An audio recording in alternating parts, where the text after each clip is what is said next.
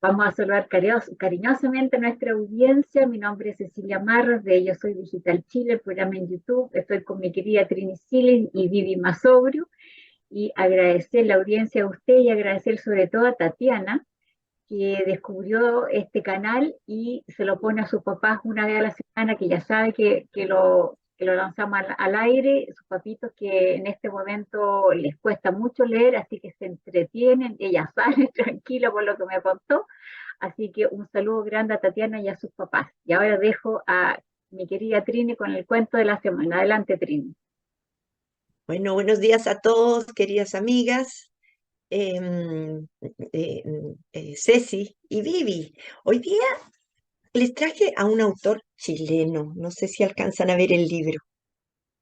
Yo lo descubrí por una crítica literaria que hubo a su nombre hace muchos años, serán dos o tres, pero este libro es del año 2021 y, y contiene varios cuentos. Entre uno de ellos está el de Formas de ganar el cielo.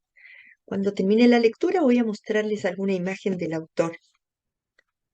¿De dónde habrá sacado el viejo la cuestión esa de las monedas en los ojos? No puede entender a qué viene tanto miedo a la muerte, si en la Biblia ya está dicho que todos nos vamos a ir al cielo. No tiene a nadie más a quien molestar que a ella, la tonta de Eulalia, con eso de enterrarlo con unas monedas, pagarle al barquero. Dice que quiere despedirse de Martín antes de que se lo lleve la pálida, que le ponga las monedas encima los... No lo va a hacer jamás. Es que si no me voy a quedar errando, vieja. Se decía que a los muertos había que enterrarlos con dos monedas encima de los ojos para pagarle al barquero que lo lleva a uno por el río hasta el lugar final. Eulalia descuelga la ropa apurada porque ya siente que está llegando el primer trueno que anuncia la lluvia. En la casa de Jimena sucede lo mismo. Allí está Panchito, que no sabe nada ni de nubes, ni de truenos, ni de mares revueltos, porque a la Jimena le nació Bruto, porque Bruto debe de haber sido el padre del que jamás se supo nada, aunque Eulalia no juzga, porque Dios es el único que juzga. El niño ya tiene como 40 años. Mm, la Eulalia empieza a creer que de verdad se le va a morir el marido. La Eulalia cuando sale a colgar la ropa afuera, le hace un gesto de saludo y la Jimena le responde rápido, sin preguntarle cómo está. Qué raro. La Eulalia, decidida, se va a la taberna. Todos la ven entrar con sorpresa y le dicen, ¿no está aquí don Florencio, señora Eulalia? Ella no anda buscando a Florencio. De pronto Julián, el tabernero, después de que nadie habla, sale y la alcanza a medio camino cuando ella está de regreso y le dice, yo lo vi conversando con su vecina, la Jimena, por ahí, diciéndole cosas a Florencio y después ni saludarla a ella, a su vecina de toda la vida. Panchito, desastrado, anda sentado afuera de la casa. La, intenta Él intentó en algún momento abusar de las mujeres y sobre todo de las menores. Anda perdido ese niño. Pero ¿qué culpa tiene Panchito de haber nacido bruto? Y la Jimena, pobrecita ella, en el fondo es una hambrienta. La Eulalia va a preguntarle a dónde se fue, pero entonces Panchito la queda mirando y ella lo mira de vuelta y en los ojos claros del niño descubre otra claridad que nunca había visto nunca y esta vez le sorprende y son esos ojos claros reflejan los suyos. Muere Florencio. A los 4 días de responso logran convencer a la Eulalia de que no puede seguir esperando a Martín. Hay que hacer el funeral. Va siendo hora ya de enterrar al viejo, que buena vida había tenido, que querido era por todos y que seguro que ahora descansaría en paz. El padre Jerónimo ha venido expresamente en su caballo, porque a Florencio sí que había que despedirlo, sobre todo para acompañar a la fiel Eulalia. Eulalia no había querido al viejo. Ella está como espirituada. Mientras se suceden los abrazos a la viuda, se acerca a ella la misma Jimena que la mira largo rato, con Panchito de la mano y finalmente la abraza con fuerza. Y la Eulalia no rechaza su abrazo, porque ¿qué culpa tiene ella al fin y al cabo? ¿Qué culpa tienen las mujeres del silencio de los hombres? ¿Qué culpa de su hijo? Y sola, siempre sola, para no joderla a ella, la Eulalia que mira el cajón todavía abierto. Florencio parece muerto, pero en verdad está inquieto porque no alcanzó a confesar su secreto a Martincito. Va a quedar cerrando como Rubén. Y entonces la Eulalia se suelta de las buenas gentes, que la consuelan y corre hasta el ataúd, hasta ante la mirada curiosa de quienes alcanzan a ver el vuelo de esas 2 monedas que podrían pagar una caña, pero que tienen otra misión ahora y que por eso saben que deben ir a posarse redondas sobre los ojos cerrados del muerto. Es un cuento largo. Si lo quieren leer entero, avísennos si se los mando. Y del libro, un poco mejor. eh, ay, el autor de este cuento, Andrés Montero, un chiquillo que se ha dedicado, un escritor joven que se ha dedicado a los cuentacuentos, a la oralidad popular. Ese es el campo que a él le acomoda mucho. Y el cuento que acabo de leer, evidentemente viene de ese título. El tema de la muerte se impone en la mayoría de los cuentos. eh, La despedida de su marido y ella en el camino de primero, su enfermedad que lo acompaña a él y que ella también vive con él, porque dice específicamente que vuelve a dormir con él, con Florencio. Eso significa que no habían estado juntos en la última temporada. Sin embargo, lo compadece, le da pena que se empiece a ir porque además lo quiere, pero está extraño y hay algo raro porque él le quiere confesar a su hijo algo y ella no puede ser parte de eso. Entonces, por supuesto que le llama la atención todo este misterio y tal como lo leí en el cuento, entonces va a buscar información a la taberna. Los hombres leales a Florencio nada le dicen. Sin embargo, logra saber el secreto del misterio de su marido, pero por la razón de la muerte, ella entiende con una sabiduría honda que la cosa va por otro lado. Es una mujer inteligente con esa sabiduría de mujer que conoce muchos secretos y se da cuenta que es Jimena la que esconde el secreto y que tiene relación con el marido. Descubre ese secreto, pero también a ella la perdona también por las condiciones de vida que la llevan a ella a sufrir tanto en su vida. Voy a cederle a Viviana la explicación de el título y obviamente la alusión mítica que hace también a Caronte. Pero déjenme mostrarles algo más de este personaje, Andrés Montero, un chiquillo que ha escrito mucho, fíjense. De hecho, lo que le conocemos también es Tony Ninguno, una novelita corta que también lo ha hecho más conocido, pero tiene varias obras y muchos perfecto. Entonces aquí les muestro la obra que tiene él. no ha dejado de escribir y de hacerse conocer a través de la escritura. Tiene muchos reconocimientos y voy a mencionar el que considero que es el principal, ¿no? Porque recibió el Premio Iberoamericano de Novela Elena Poniatowska por ese libro del que les hablaba antes, Tony Ninguno.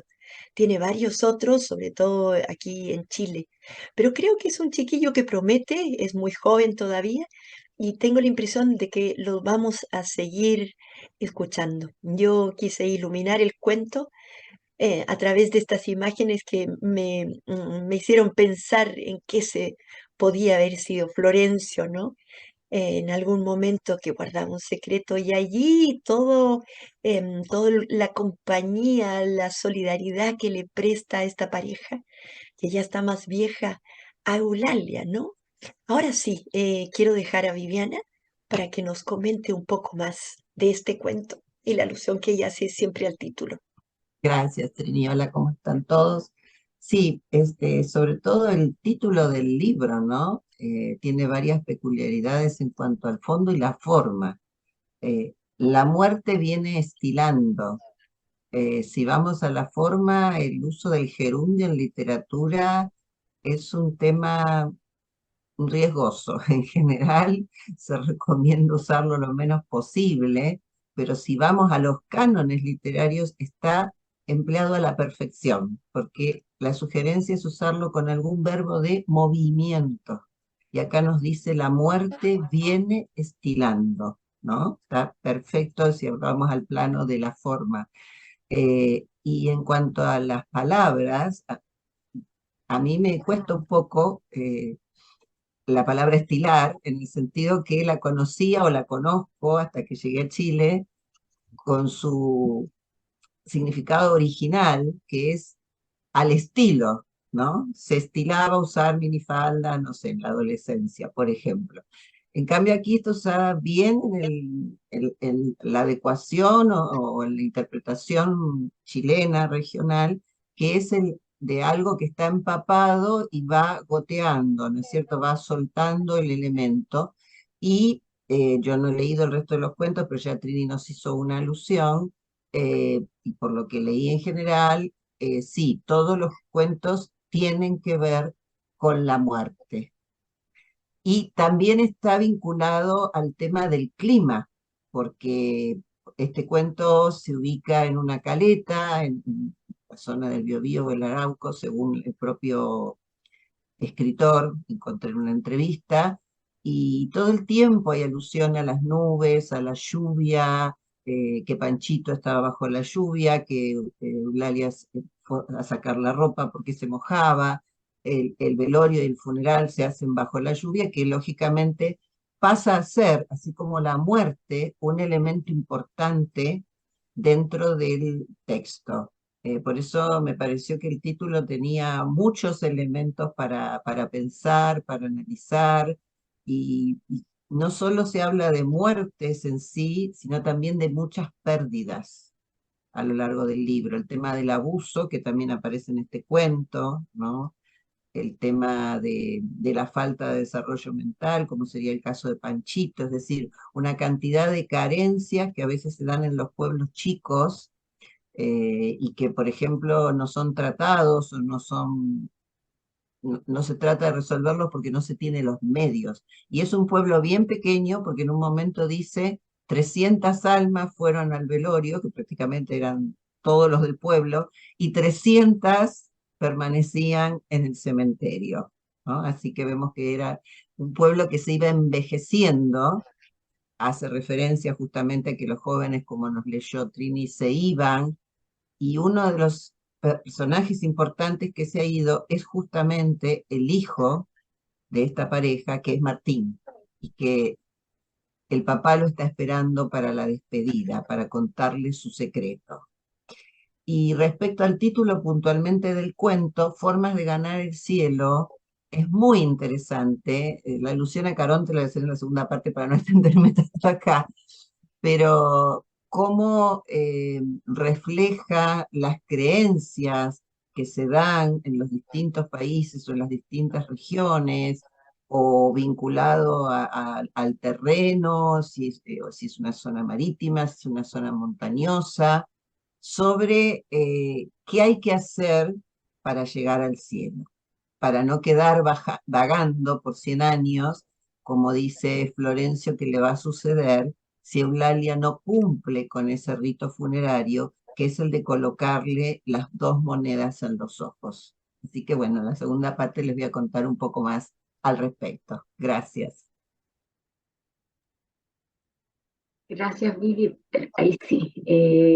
La verdad que para mí es súper interesante porque me puse a pensar como la moraleja del cuento, cuántas veces las personas se van con un secreto o lo cuentan al final.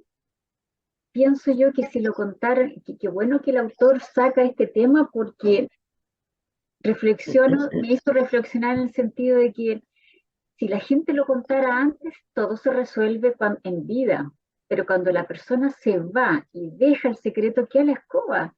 La persona no puede participar en cómo contar lo que pasó, por qué pasó, en fin, y abuenar a la gente, porque, de- bueno, él se fue, no, al final solamente ella sacó por deducción que Panchito era el hijo, pero ¿qué hubiese pasado si él lo hubiera contado, si él le hubiera dado su cariño, si él hubiera tenido un padre? A lo mejor el niño lo merecía, ¿cierto? Merecía tener su padre. Y algo que me gustó mucho en una oración que dice, Dios es el único que juzga. Me encantó, porque pucha, que cuesta no juzgar a otros. Así que un cuento con una moraleja bien interesante de mi parte. Así que ahora le doy la palabra a Trini para ver qué más nos puede complementar. Bueno, este autor, si bien tiene 33 años, da cuenta de una cultura literaria interesante. De hecho, comienza el libro con una cita de Rulfo, que es interesante y dice así: uno ha creído a veces en medio de este camino sin orillas que nada habría después. ¿Y por qué Rulfo? Porque Rulfo evidentemente que debe haber influido en su forma de escritura. Rulfo es un escritor telúrico que pertenece a la tierra, y tengo la impresión de que este autor, de quien no sabemos mucho porque no hay mucha información tampoco en internet, pero es un chiquillo que se adentra en el campo chileno, ¿no? Pero narra acontecimientos que forman parte de nuestra idiosincrasia latinoamericana. Esto podría darse hace 100 años perfectamente, y sin embargo es una situación de hoy día. Pero con qué pulcritud, con qué elegancia él juega con el lenguaje, porque la verdad que tiene que haber vivido allí para conocer un poco ese lenguaje tan popular del que él hace uso permanentemente. Tiene una fórmula preciosa de darse a entender a través de los diálogos. Son los personajes los que van participando y se van dando uno al otro. Aquí nos permite conocer además la convivencia entre los habitantes de ese pueblo, que se ocultan secretos, que acompañan a los deudos hasta el final, los quieren, se estiman, y entre los viejos que terminan viviendo allí, tal como lo dijo Viviana, evidentemente se apoyan y tratan de darle vida a la situación del pueblo, ¿no? Hay cosas que son preciosas, por ejemplo, y que son muy propias de los pueblos. Las creencias populares en ese Dios que finalmente nos espera en el cielo. Y a tal punto llega esa alusión a que Florencio está aterrado de quedarse errando en el mundo. ¿Eso significa que va a quedar en el purgatorio? Quizás, pero no va a llegar al cielo. Y él se siente culpable. Culpable no solamente por el pecado de infidelidad, sino también culpable porque no quiere que su mujer se entere que Panchito en el fondo es su hijo. Y se lo quiere contar al hijo, a Martincito, a un chiquillo que se ha ido y que tiene un cierto grado de insensibilidad, porque no llega al funeral de su padre, ni siquiera por el llamado que tiene. Entonces se ha perdido ya esa generación que no venera el cariño paternal ni familiar. Es curioso cómo lo deja Martín. Martín no aparece nunca, en una de esas ni siquiera supo que su padre se moría, ¿no? Pero no regresa. Y eso, ¿cómo no le iba a pesar al padre? ¿Por qué contarle al hijo? Es curioso, ¿no? Pero me quiero centrar nuevamente en el personaje de Eulalia, porque Eulalia es como el personaje que aparece en García Márquez en Cien años de soledad, esa mujer que retiene de alguna manera la tradición, pero que no hay malicia en ella. Al contrario, ella es capaz de perdonar, no con facilidad, porque evidentemente se da cuenta ella con su propia inteligencia de que la han engañado en su vida y que finalmente se da cuenta además de ese símbolo de los ojos. Ese momento es importantísimo en todo este cuento. Allí se nos quiebra el cuento. Se produce ahí un punto de inflexión importante, porque los ojos son los que revelan el secreto de la infidelidad. Y se dan cuenta entonces que es el hijo de su marido. Ese chiquillo que además es bruto, es limitado, incluso ha cometido actos sexuales insalvables, pero que se le perdona incluso a él porque es tonto, ¿no? Es un cuento precioso, tan bien trabajado, incluso en las aristas más delicadas, porque no deja mal a nadie. Y todos se terminan salvando. Y lo mejor es que finalmente ella cede sin orgullo, sin soberbia, y le coloca las monedas en los ojos para que finalmente llegue a Dios él también. Yo aplaudo a Andrés Montero y creo que hay que seguir buscando sus cuentos. Y con esto yo me despido y le cedo la palabra a Viviana. Gracias nuevamente. Sí, es interesante. Encontré algunas entrevistas al escritor y él dice, yo no pertenezco al campo, pero habla un poco de sus abuelos, de sus bisabuelos, de sus ancestros que sí parecen haber vivido en el campo. Y es interesante cómo pone en diálogo esa cultura, que en este caso, bueno, es más marítima que de campo, de un pueblo de pescadores que viven de lo que sacan del mar y que justamente dialoga la mitología, ¿no? Con esto del barquero Caronte, que era el que trasladaba a los muertos a través del río Aqueronte, y si le pagaban las tres monedas, porque en realidad en el mito original eran tres monedas, eran dos en los ojos y una bajo la lengua. Después hubo un uso popular que cuando los muertos quedaban con los ojos abiertos se le colocaban las monedas para que se cerraran. Entonces uno siente como que va entrelazando, ¿no? Todas estas creencias pero lo importante es que el pago de ese tributo evitaba que las almas quedaran en el inframundo, que era dirigido por el dios Hades y que les imponía vagar, como podemos decir en el cuento, durante 100 años, sin poder alcanzar, sin poder llegar al cielo, que es donde desde el inicio en el título del cuento el autor nos propone que llegue Florencio.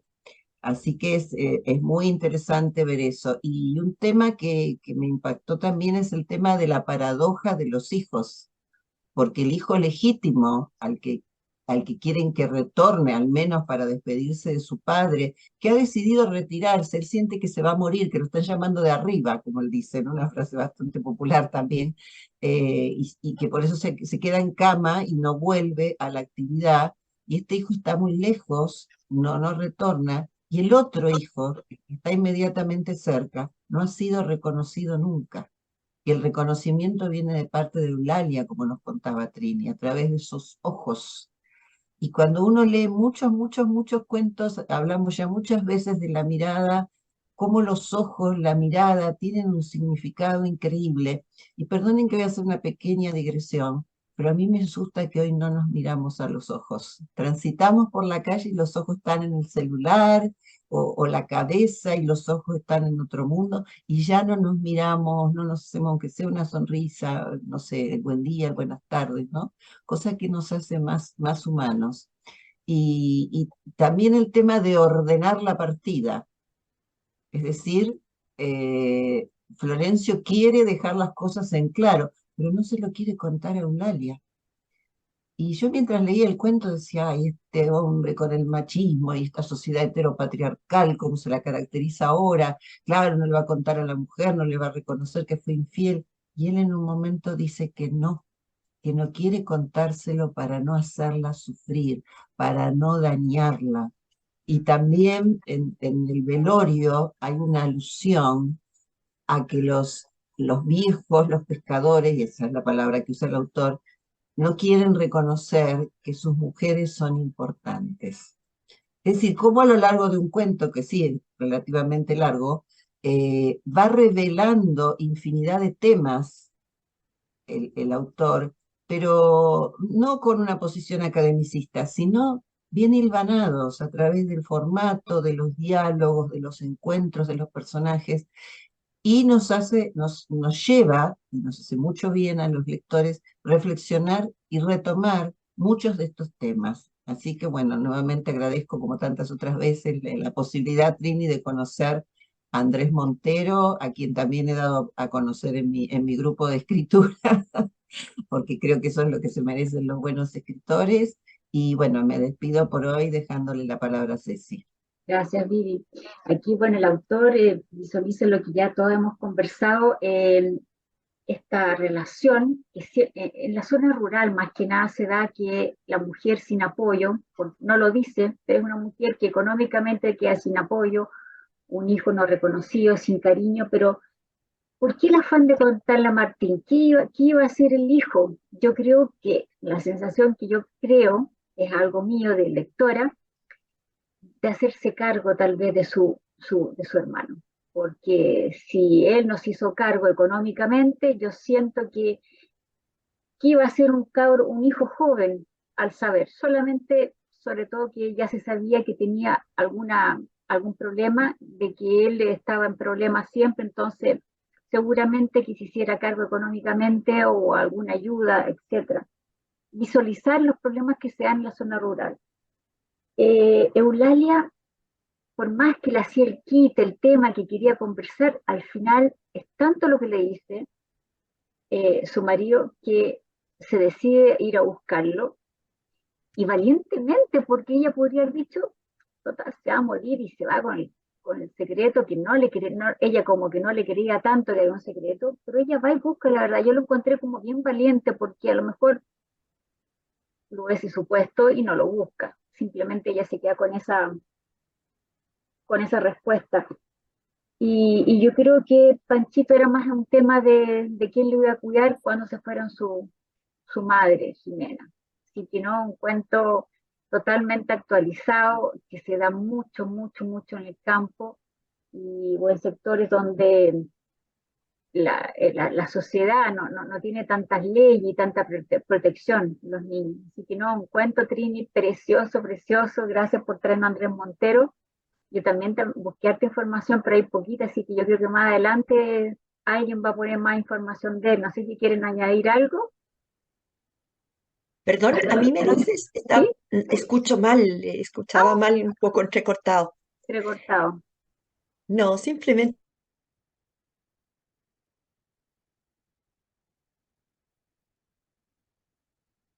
que nos hablan con un lenguaje distinto, pero que demuestran compromiso con Latinoamérica, con su país, con los problemas latentes. Se hacen cargo también de ellos.